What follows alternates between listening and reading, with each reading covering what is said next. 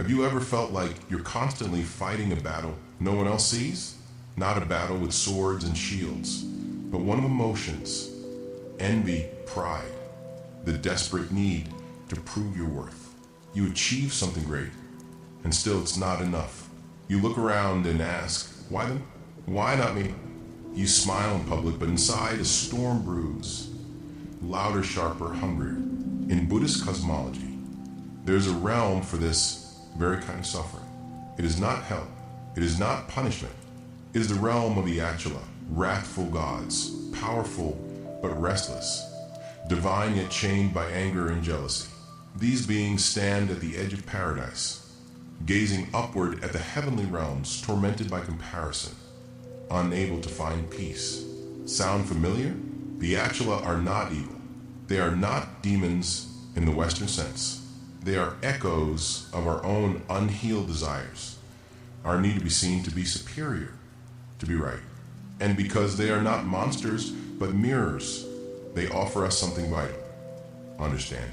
In this video, we will explore the story of the Atula.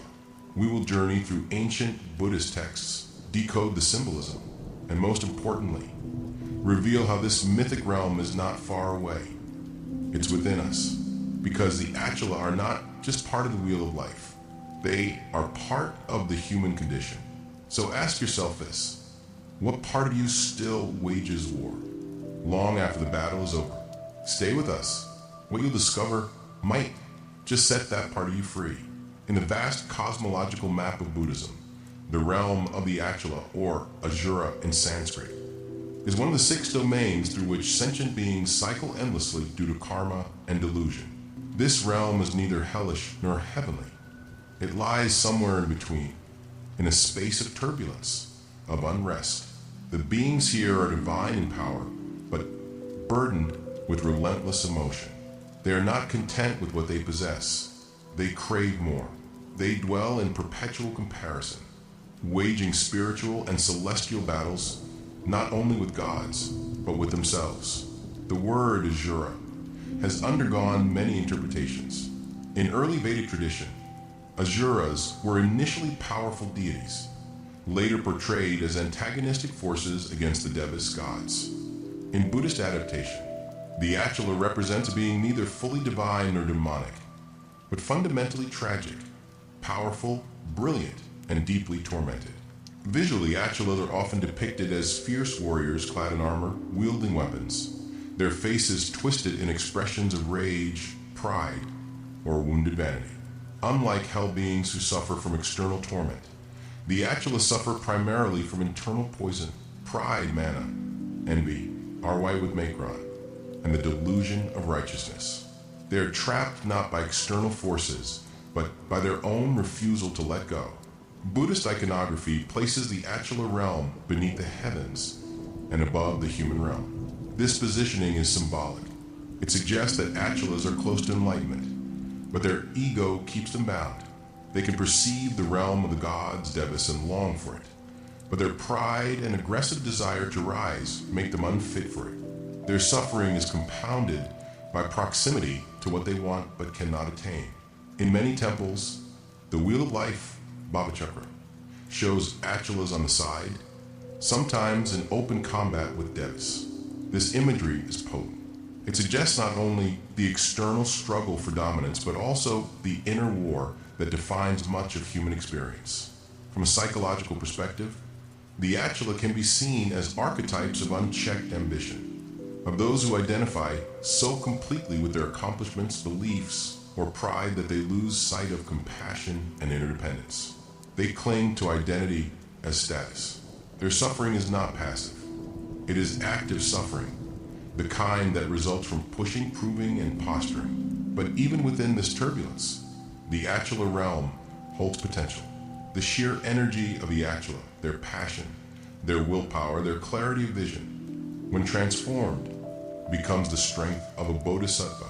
Many great spiritual practitioners have walked through their own Atula phases, driven competitive, prideful, before softening into wisdom and service.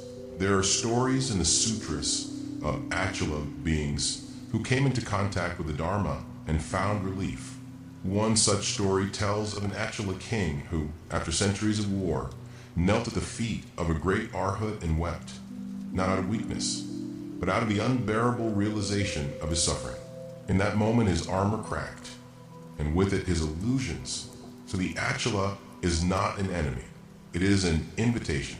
It is the fiery part of us that, when purified, can become a force for incredible awakening. Understanding the Atula realm is understanding the middle path between divine power and human fallibility, between ambition and compassion.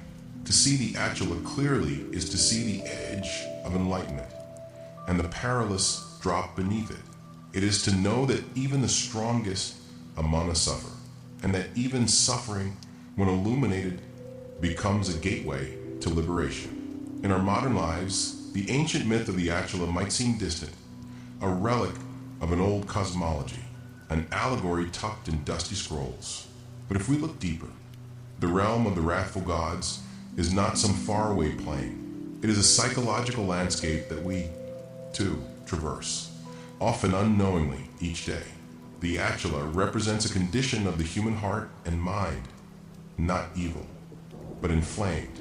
A mind driven by pride, a heart caught in competition, a spirit haunted by injustice, real or imagined. These are not foreign states.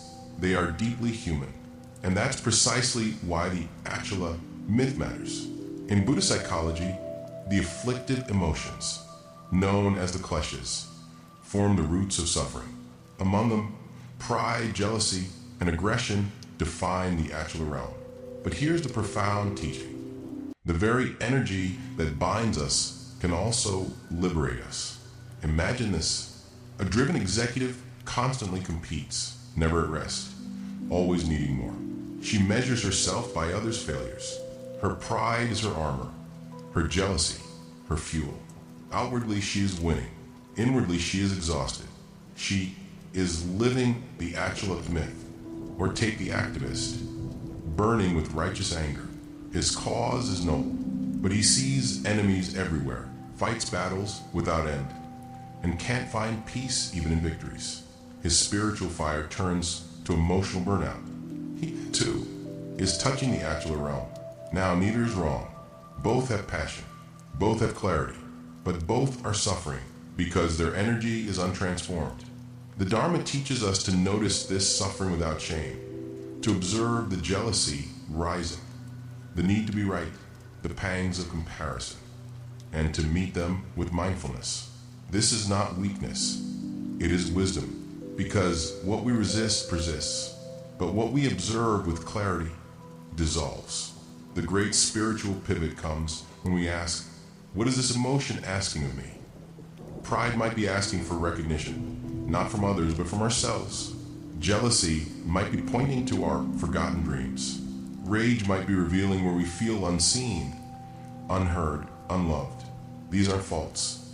These are invitations to return to wholeness. In Vajrayana Buddhism, wrathful deities are not shunned. They are revered. Their fierce appearance represents the transformative power of truth. Similarly, when we face our inner Atula, we stop being its prisoner and start becoming its alchemist. Here are 3 practices to work with the Atula energy in daily life. Name the fire. When you feel triggered by jealousy, pride, or competition, pause. Don't act. Just name the feeling. This is pride. This is envy. Naming interrupts identification. It creates space. Breathe into the body. The Atula lives not just in thought, but in sensation. Tight chest, clenched jaw, rapid breath. By softening the body. With breath, with awareness, we soften the grip of the Atula. Shift from comparison to compassion. When you notice yourself comparing, replace it with a silent blessing. May they be happy. May I be free. It may feel awkward at first, but slowly this rewires the heart. And finally understand this truth. The Atula is a reminder that power without wisdom becomes suffering. But power with mindfulness becomes compassion in action. The very same energy that wages war can also protect peace. Let your fire become light.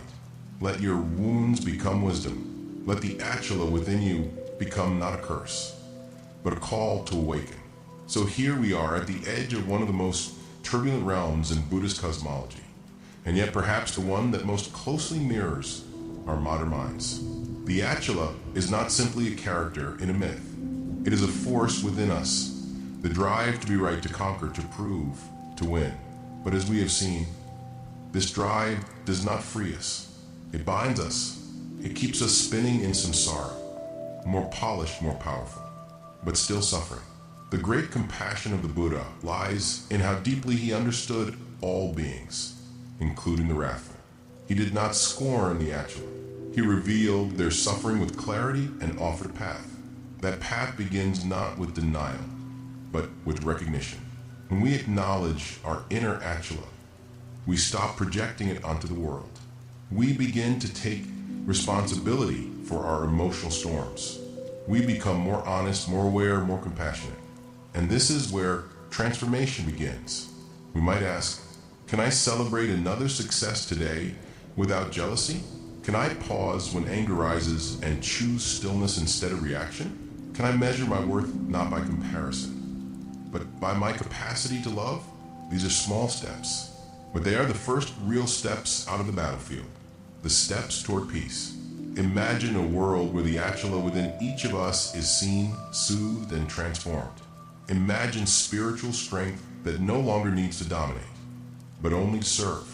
This is the power of Dharma, to turn even wrath into wisdom. So I leave you with this blessing. May you walk with awareness. May you speak with compassion. May you know your inner fire, and may it light the way, not scorch it. If this reflection stirred something in you, perhaps a recognition, a memory, a lesson, I invite you to share it in the comments below. How have you seen the Atula in your life? And how have you responded? If you found this video meaningful, please consider liking, subscribing, and sharing it with someone who might also be walking through their own inner war. Together, we can bring more peace into this world, one heart at a time. Until next time, may you be free from suffering. May you awaken to your true nature. May all beings be at peace.